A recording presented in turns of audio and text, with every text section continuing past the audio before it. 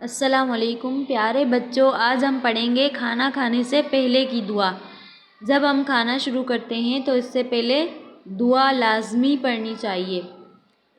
اگر ہم نے دعا نہیں پڑھی تو شیطان ہمارے ساتھ کھانے میں شامل ہو جاتا ہے، اور جب ہم دعا پڑھیں گے تو وہ ہم سے دور بھاگے گا اور ہمارے ساتھ وہ کھانا نہیں کھائے گا۔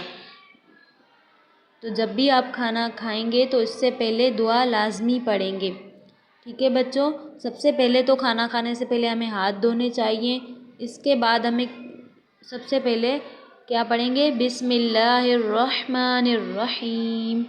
اس کے بعد دعا پڑھیں گے کھانا کھانے سے پہلے کی دعا، بسم اللہ وعلی برکت اللہ۔ کیا پڑھیں گے بچوں؟ بسم اللہ وعلی برکت اللہ۔